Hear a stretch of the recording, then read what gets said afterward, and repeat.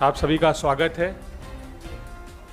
मित्रों, जैसा कि आप जानते हैं कि भारतीय राष्ट्रीय कांग्रेस ने आज़ादी के 75वें वर्षगांठ पर दो महत्वपूर्ण पद यात्राओं की घोषणा की थी।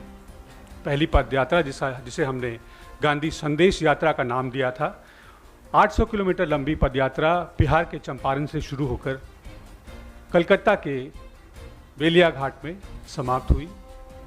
दूसरी पद यात्रा जिसे हमने आज़ादी गौरव यात्रा दिया, गुजरात के साबरमती गांधी आश्रम से शुरू होकर, और मुझे बताया गया कि ऑलरेडी 1300 किलोमीटर की यात्रा हो चुकी है 4 राज्यों से गुजरकर, और कल उसका समापन होना है राजघाट पर राष्ट्रपिता महात्मा गांधी को श्रद्धांजलि दे करके। उस कार्यक्रम की महत्वपूर्ण बातों को आपसे साझा करने के लिए हमने आमंत्रित किया है गुजरात से हमारे वरिष्ठ नेता, दिल्ली के प्रभारी भारतीय राष्ट्रीय कांग्रेस के प्रवक्ता, राज्यसभा सांसद आदरणीय शक्ति सिंह गोहिल जी को। हमने आमंत्रित किया है प्रदेश अध्यक्ष भाई अनिल चौधरी जी को, और हमने आमंत्रित किया है हमारे सेवा दल प्रमुख भाई लालजी देसाई जी को। आप सभी का स्वागत है। मैं आग्रह करूंगा शक्ति भाई से कि वो पत्रकार वार्ता आरंभ करें। थैंक यू प्रणव भाई, आप सभी का स्वागत है। हम सब अपने आप में बहुत ही गौरव महसूस कर रहे हैं कि हम आज़ादी के 75वें साल में हम सब साक्षी बन रहे हैं। आज़ादी की वो लड़ाई अंग्रेज़ों के खिलाफ महात्मा गांधी जी के नेतृत्व में लड़ी गई, तो यही कांग्रेस पार्टी की विचारधारा थी जिन्होंने अंग्रेज़ों की लाठी गोली का सामना किया। उस वक्त ना किसी को सांसद बनना था, ना विधायक बनना था, ना किसी को कुछ पद पाना था, पर इस देश की आज़ादी के लिए हर देशवासी भाषा, प्रांत, जात, मज़हब सब भूल के एक होकर लड़े। और ये कहा जाता था कि वो सल्तनत जिसका सूर्य कभी अस्त नहीं होता है, उस सल्तनत के खिलाफ देशवासी, हमारे स्वातंत्र सेनानी, हमारे पूर्वज लड़े और देश आज़ाद हुआ। आज उसके 75 साल पूरे हो रहे हैं। उस वक्त इस मौके पे कांग्रेस पार्टी की कार्यकारिणी ने कुछ ऐसे कार्यक्रम कि हम हमारे गौरवशाली इतिहास को याद करें, जनता के बीच जाए। राजनीति तो चलती रहती है, पर जो एक ये इतिहास है उसकी बात हम रखें। और उसी के सिलसिले में 6 अप्रैल को महात्मा गांधी जी का साबरमती के तट पे अहमदाबाद में जो आश्रम आया है, वहाँ से हमारे सेवा दल के साथियों ने, हमारे सेवा दल के राष्ट्रीय अध्यक्ष के नेतृत्व में, लालजी भाई देसाई के नेतृत्व में पदयात्रा शुरू की। 4 राज्यों में, गुजरात, राजस्थान, हरियाणा और दिल्ली, जब पदयात्रा तय हुई थी तो गांधी आश्रम से निकलकर राजघाट पहुँचे। 1251 किलोमीटर्स, 1291 किलोमीटर की यात्रा तय हुई थी, लेकिन लोगों का प्यार था। कई लोग गांव के अंदर भी ले जाना चाहते थे उस झंडे को, जिसका सबको नाज, फक्र और गौरव है। इसलिए जो तय हुई थी यात्रा, उनसे ज़्यादा किलोमीटर ये यात्रा चली है। मैं उन सभी साथियों का धन्यवाद करना चाहता हूँ। 75 हमारे साथी हर वक्त आगे पूरे सम्मान के साथ झंडे को उठाते हुए पैदल चलते रहे। उस 75 साथियों के साथ साथ उसी ड्रेस में सजे हुए कहीं 500 से भी ज़्यादा साथी और जुड़े। कई गांव, कई शहर ऐसे आए कि जहां आम लोग भी साथ जुड़े, कांग्रेस के कार्यकर्ता भी जुड़े, और जन समर्थन, प्यार और आशीर्वाद लोगों का मिला। और 2-2 हजार 3-3 हजार लोग साथ चले, कहीं हजारों महिलाएं साथ चली, ऐसी ये यात्रा चलती रही।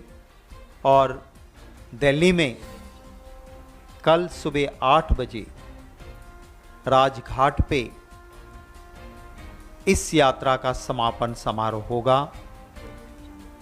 उसकी विस्तृत बातें हमारे दिल्ली प्रदेश के अध्यक्ष भाई अनिल चौधरी जी और सेवा दल के हमारे राष्ट्रीय अध्यक्ष भाई लालजी भाई देसाई करेंगे। मेरी आप सब से गुजारिश है, आपके पास, क्योंकि माहौल ऐसा चल रहा है, सवालों की बहुत लंबी लिस्ट होगी और हमने आज़ादी के 75 वर्ष के इस मामले में इसको थोड़ा राजनीति से ऊपर रखा है। देश हित में हमने जो कांग्रेस विचारधारा आज़ादी के लिए जब लड़ी, उस वक्त भी हमारा ध्येय था सिर्फ राष्ट्र हित। ये यात्रा भी हमने देश के आज़ादी के गौरवपूर्ण इतिहास के लिए ही चलाई है, तो उसकी मर्यादा को देखते हुए उसके बाद में भाई अनिल चौधरी जी आपके कुछ सवाल हैं उनके जवाब देंगे, कुछ होगा तो हमारे कोऑर्डिनेटर प्रणव झा जी हैं, वो भी आपको ये सवालों के जवाब प्रेस कॉन्फ्रेंस के बाद अलग से करेंगे। बस इस प्रेस कॉन्फ्रेंस में आपके सवाल इसी पे सीमित रखे, ये मेरा अनुरोध है। मैं भाई अनिल चौधरी जी से, हाँ पहले इनको कर दें, लालजी भाई देसाई से विनती करता हूं कि वो अपनी बात रखें।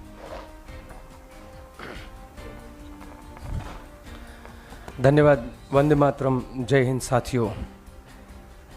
6 अप्रैल को गुजरात महात्मा गांधी की कर्मभूमि से शुरू हुई ये यात्रा लगातार चलते हुए आज दिल्ली के गलियों में घूम रही है।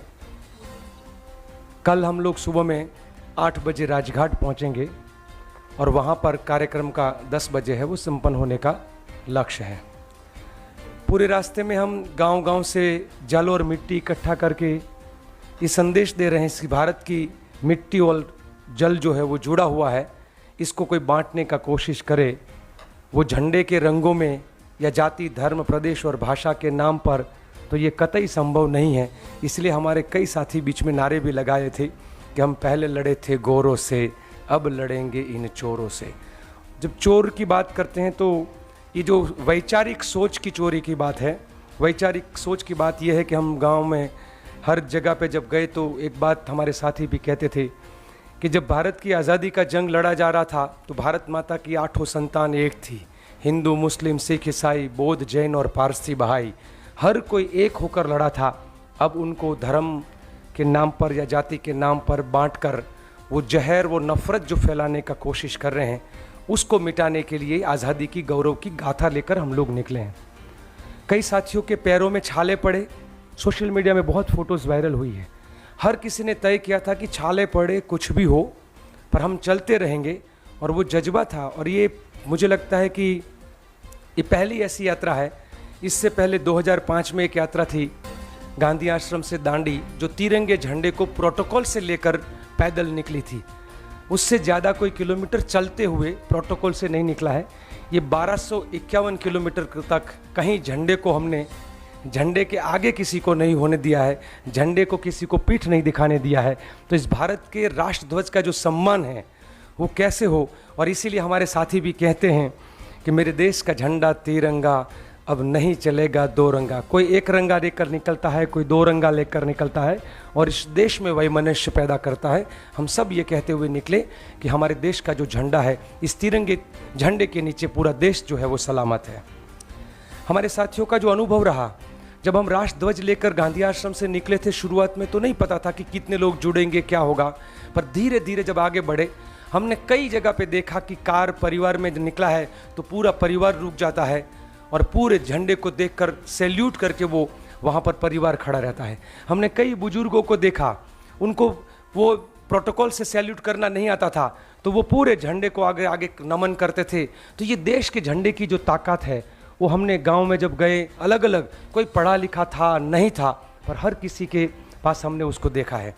हमने ये भी देखा कि जब साथी हम लोग गांव में जा रहे थे, तो एक सबसे बड़ा इस यात्रा के जरिए कि हमारे नेता और कार्यकर्ता और जनता के बीच में मिलन का कार्यक्रम के रूप में रहा। एक तरीके से ये सीधा कनेक्ट होने का, गांव-गांव में 45 डिग्री टेम्परेचर में भी, 1:30 बजे धूप में भी लगातार चलते रहे। कभी रात को 12 बजे तक भी यात्रा पहुंची, तो वहाँ पर भी। तो ये यात्रा एक तरीके से तपस्या के रूप में, इसको यज्ञ के रूप में देखा। इसको हम पॉलिटिकल यात्रा के रूप में नहीं देखे, हमने इसको देशभक्ति के रूप में देखा। और इसीलिए मेरे कार्यकर्ताओं का वो जज्बा और गांव-गांव का जो समर्थन है वो ज़्यादा हमको मिला। हमने ये देश का झंडा जहाँ भी गए, हर जगह पे देखा कि हर कोई वो झंडा पकड़ना चाहता है। और वो जैसे ही झंडा पकड़ता है, आप लोगों को मैं निमंत्रण करता हूँ, कल सुबह में 6 बजे जब अम्बेडकर भवन से निकलेंगे, आप भी आना। उस झंडे को पकड़ते ही हर कोई व्यक्ति, वो चाहे कोई भी हो, किसी भी उम्र का हो, कभी 8 साल के बच्चे ने भी पकड़ा है और हमारा एक 84 साल का बुजुर्ग भी 30 दिन लगातार चला है, वो हर किसी में वो जज्बा आता है। तो हम इस देश के झंडे के बात को जोड़ते हुए इस बात को भी लेकर निकले कि आज देश में कोई फिल्म में नौटंकी करने वाले लोग ये कहते हैं कि देश की आज़ादी भीख में मिली है। तब हम सवाल उठाते हैं और गाँव में जाके पूछते हैं कि जलियांवाला बाग हो या मानगढ़ का हत्याकांड हो, जहां 1200 आदिवासियों को मारा गया था अंग्रेजों द्वारा, या चंद्रशेखर आज़ाद हो, या हमारे मंगल पांडे, खुदीराम बोस से लेकर सुखदेव, भगत सिंह और सेवा दल के प्रशिक्षित राज्यगुरु हो, तो ये सभी उनकी कुर्बानी क्या भीख थी? महात्मा गांधी, जवाहरलाल नेहरू, सरदार पटेल से लेकर जिन्होंने दशकों तक जेल में निकाला, वो सब क्या भीख था? तो कई लोगों की कुर्बानियों से, अबुल कलाम आज़ाद जी से लेकर कई लोगों ने अपने दशक दिए, तब ये देश आज़ाद हुआ। और हम सबके साथ चर्चा ये करें कि आज़ादी के मायने क्या होता है। आज़ादी का मायना कि हम क्या पहनेंगे, क्या खाएंगे, क्या भाषा बोलेंगे, किस धर्म को हम लोग अपनाएंगे, हम किस प्रकार की भाषा को बोलेंगे, हमारा सामाजिक जो ढांचा है वो कैसे बना रहेगा, वो सौहार्द कैसे बने रहेगा, वो कोई सरकार या कोई व्यक्ति तय नहीं कर सकता है। ये भारत की संस्कृति है। और आज़ादी का मतलब होता है कि आप व्यक्ति तय करेगा कि हम क्या खाएंगे, क्या गाएंगे, क्या हम लोग बोलेंगे। तो ये पूरी बात को लेकर जनता के बीच में जा रहे हैं। और साथ साथ में साथी ये भी कहते हैं कि किसी लोगों को आज़ादी भीख में इसीलिए भी लगती है क्योंकि आज़ादी का जो विरासत है वो 2 अलग अलग पहलू पर है। एक एक्सट्रीम है। हम लोग ने एक सवाल जो बीच में खड़ा हुआ कि 14 अगस्त को पाकिस्तान जब अपना आज़ादी का दिन मनाता है तो उनके पास देशभक्ति के लिए नाम देने के लिए शहीद होने वाला एक नाम नहीं है उनके लिए, क्योंकि जिन मुसलमानों ने भी लड़ाई लड़ी थी वो भारत में रुकना पसंद किए थे और उन्होंने कहा था कि हम तो भारत की आज़ादी के लिए लड़े थे, हम उस आज़ादी के। उसी तरीके से संघी मानसिकता के साथ जो आज के शासक बैठे हुए हैं उनके पास भी एक व्यक्ति नहीं है कि वो कह सके कि हमारे देश की आज़ादी के जंग में ये व्यक्ति कुर्बान हुए थे। और इसीलिए शायद 75वें साल में वो जब इस बात को तय नहीं कर पा रहे थे कि आज़ादी के गौरव की गाथा को लेकर कैसे निकले, और इसीलिए मान्यवर सोनिया जी ने और राहुल जी ने सोचा कि हमें करना चाहिए और इसीलिए हम कांग्रेस के साथी के रूप में निकले। एक और नारा जो हम सबको ताकत देता है वो ये है, हम कहते हैं वो डंडे से तोड़ेंगे तो हम झंडे से जोड़ेंगे। डंडा तोड़ता है वो चाहे गुंडे का हो या किसी और का हो, और झंडा जोड़ता है तो ये झंडे के जरिए हम लोग पूरे देश को जोड़ने का। और हम लोग कहते हैं कि नफरत छोड़ो भारत जोड़ो, और एनर्जी मिल रही। किसी ने पूछा कि इतना चलने के बाद थकान होती है? इस भारत की धरती को चूमते हुए जब आगे निकलते हैं तो और एनर्जी मिलती है। तो मैं आप सबको निमंत्रण करता हूँ, आप भी कल आइएगा। धन्यवाद।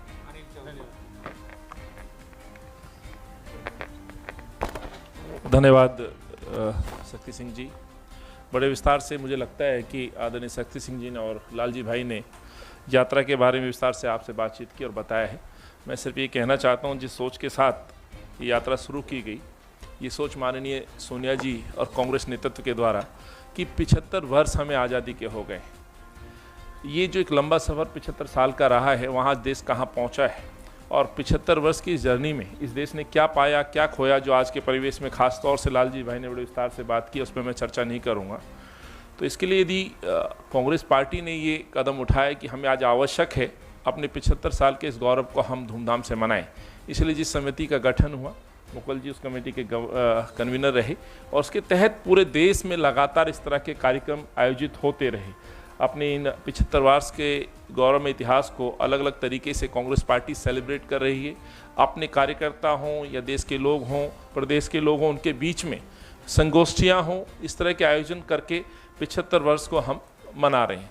लेकिन जो आज़ादी की गौरव यात्रा का जो उद्देश्य है, खास तौर से लालजी जी ने जो बताया है, इसका मकसद साफ था साथियों कि भारत जोड़ने का जो संकल्प कांग्रेस पार्टी ने लिया है और जो उदयपुर संकल्प नव संकल्प में जो तय हुआ, उसके साथ लालजी भाई अपने साथियों के साथ लगभग 75 साथी निरंतर पूरी यात्रा में चले। साबरमती के आश्रम से महात्मा गांधी जी के उस पूजनीय स्थल से वहाँ से अग्रसर होकर के आगे बढ़ते गए और दिल्ली की तरफ कूच करते रहे।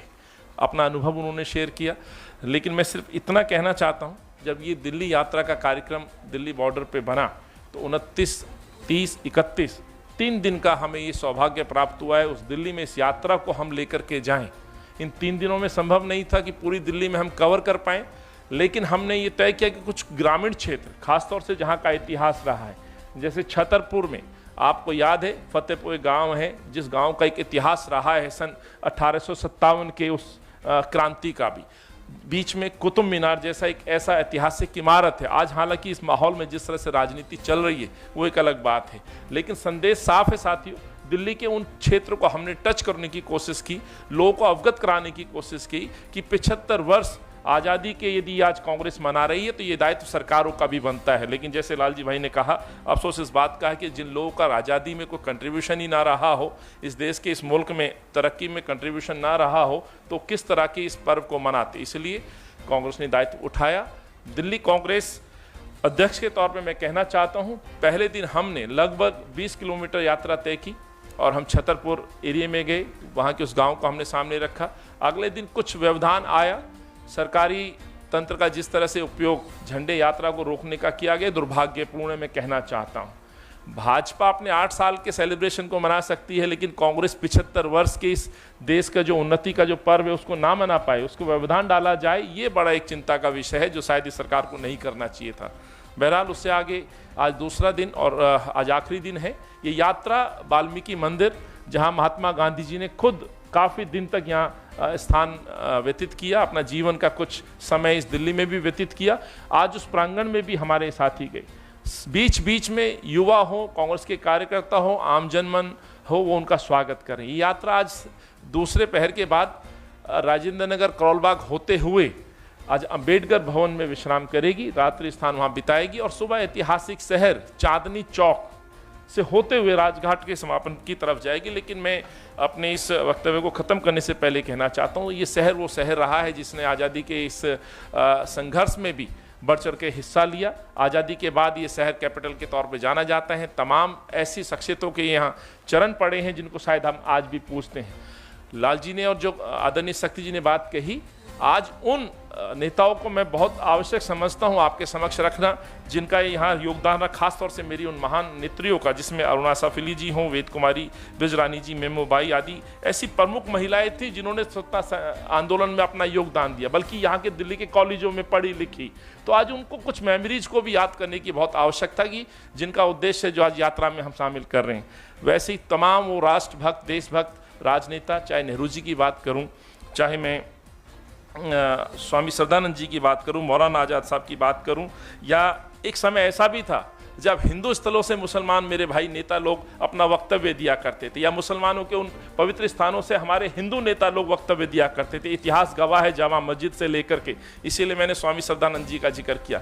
लेकिन जब आज के परिवेश में हम बात करते हैं तो जब नफरत के जो बीज जो बोए जा रहे हैं, जो पॉलिटिक्स चल रही है, कहीं ना कहीं इस आज़ादी की जो गौरव यात्रा है उसका मकसद यही है कि आज जोड़ने की आवश्यकता है। हमें उदाहरण पेश करने की आवश्यकता है कि जो इस शहर ने इस देश के अंदर दिया है, जो अपना उनका योगदान था शहर के इन महान बुद्धिजीवी लोगों का। इसलिए मैंने कुछ नाम आपके समक्ष रखे हैं। एक समय ऐसा भी था, शहीद भगत सिंह आजम जिसको कहा जाता है, हमारे शहीद आजम, जिनके चरण इस दिल्ली में पड़े और उस असेंबली में बम और पर्चे फेंकने से पहले जिन्होंने यहाँ जीवन व्यतीत किया। तो ऐसी कुछ पुरानी यादों को भी हमने इस पैम्फलेट के द्वारा, एक पर्चे के द्वारा सम्मिलित करके वो ने फिर से अपनी दिल्ली की जो आवाम है, जो जनता है, उनके समक्ष लाने की कोशिश की है। और लालजी भाई के जो कार्यकर्ता, सेवा दल के हमारे जो वीर कार्यकर्ता हैं, वो इस संदेश के साथ गुजरात से बढ़े और धीरे धीरे अब राजघाट की तरफ जा करके इस संदेश के साथ कि नव संकल्प कांग्रेस का जो अधिवेशन हुआ, जो आज़ादी पर्व हम मना रहे हैं, तो गौरव आज़ादी गौरव यात्रा का वहाँ समापन होगा। इस सोच के साथ, इस उम्मीद के साथ कि फिर से एक देश को जोड़ा जाए। बहुत बहुत धन्यवाद। कल आप लोग आमंत्रित हैं, आपका स्वागत है।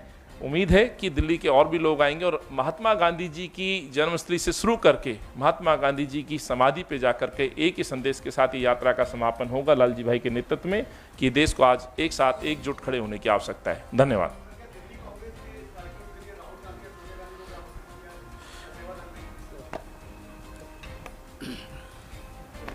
सेवा दल की ओर से निमंत्रण वहाँ पर गया हुआ है और जो हमारी स्मरणोत्सव कमेटी है उनकी ओर से भी गया हुआ है और कंफर्मेशन आते ही आप लोगों को बताएंगे। Thank you very much. है कोई?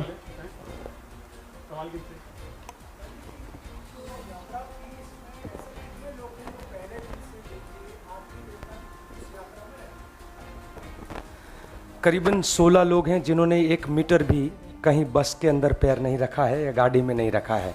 हमने सबको वो किया था कि आप 10-10 दिन के रोटेशन पर लोगों को कहा था, तो जिसको जाना है वो जा सकता था। हमने कहा कि ये कोई सजा की पदयात्रा नहीं है, ये आज़ादी के गौरव की पदयात्रा है, ये आनंद की पदयात्रा है। तो हम खुशियाँ मनाने के लिए निकले हैं, तो सबको फ्री हैंड दिया था कि जिसको जब जाना है।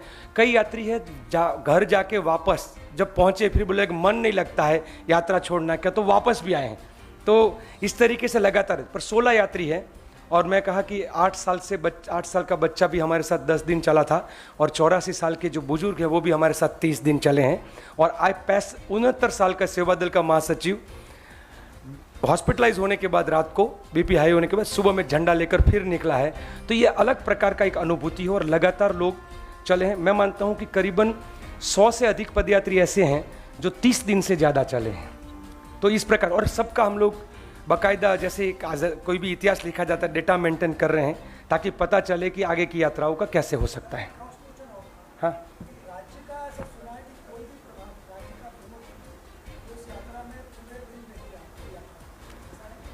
नहीं मुझे लगता है देखिए भूमिका अलग थी राज्य का। ये जो हम लोगों ने जब यात्रा डिज़ाइन की थी तभी था कि किसी भी राज्य के, और सबसे बड़ी खुशी की बात है कि गुजरात में जब यात्रा शुरू हुई तो पूरी गुजरात कांग्रेस का नेतृत्व प्रभारी समेत सब लोग गांधी आश्रम पे थे।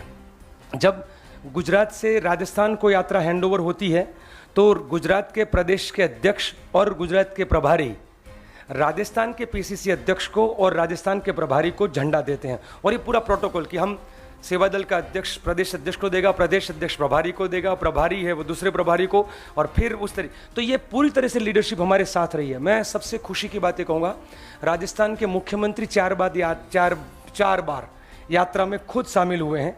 तो हर कोई कैबिनेट, पूरी राजस्थान के कैबिनेट मिनिस्टर, गुजरात का हर लीडरशिप, हरियाणा के पूर्व सीएम से लेकर हरियाणा के प्रदेश अध्यक्ष से लेकर, यह कहीं ऐसा हमको नहीं फील हुआ है कि हमारी जो लोकल स्टेट के लीडरशिप है उस यात्रा के और पूरी व्यवस्था में, मतलब एक पहला मौका था कि सेवा दल यात्रा में लगातार एक यज्ञ के रूप में चल रहे थे और हमारा जो परिवार के जो मुखिया है वो हमारी सेवाओं में लगे हुए थे।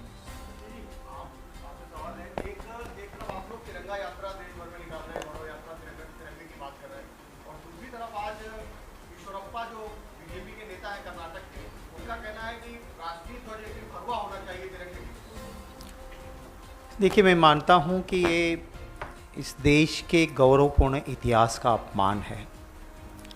संविधान सभा में जो लोग बैठे थे वो लोग थे जिन्होंने इस देश की आज़ादी के लिए जान की बाजी लगाकर लड़ाई लड़ी थी। वो लोग संविधान सभा में बैठे थे।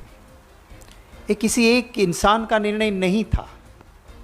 उस संविधान सभा में बैठे लोगों ने तिरंगा तय किया हुआ था और इस देश के तिरंगे के लिए कुछ विचारधारा अपनी उस हेडक्वार्टर या अपने मुख्यालय में भी तिरंगा का सम्मान नहीं करती थी। जब इस देशवासियों ने ठान के बैठे हैं कि देशवासी तिरंगा का पूरा सम्मान करते हैं और पावर की ज़रूरत पड़ी तब तिरंगा उन्होंने स्वीकारा।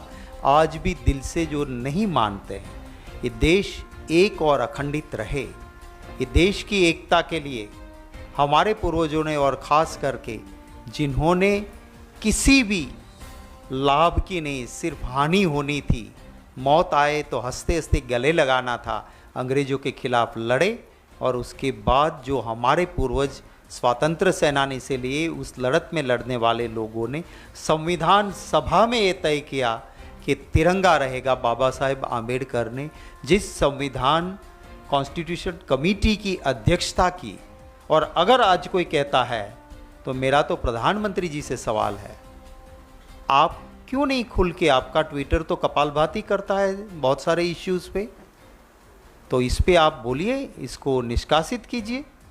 और अगर नहीं करते हो तो फिर ये चुप रह के मौन में सम्मति, कोई गांधी जी को गाली देता है, आप कहते हो माफ़ नहीं कर सकता हूँ, पर आप उसको भाजपा से हटा नहीं सकते हो।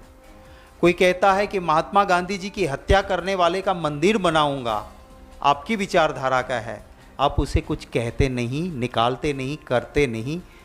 राष्ट्रद्रोह का केस तो यहाँ बनता है जो तिरंगे का अपमान करता है, करिए, पर वो नहीं करेंगे क्योंकि कहीं ना कहीं दिल में भावना कुछ और है।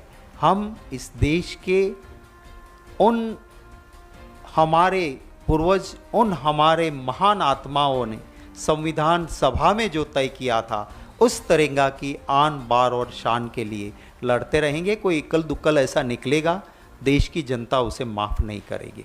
Thank you. इसके हट के नहीं करेंगे, क्योंकि आज हमने कहा है कि इस पे ही करेंगे। इसके बाद अगर किसी को दिल्ली के लिए पूछना है तो प्रेस कॉन्फ्रेंस के बाद अलग से आप ज़रूर अनिल चौधरी जी को मिल लीजिए। अगर कुछ और है तो हमारे पंडित जी बैठे हैं, तो वो फिर बाद में आपको अलग से वो इसके ऊपर बाइट दे देंगे, बात कर लेंगे।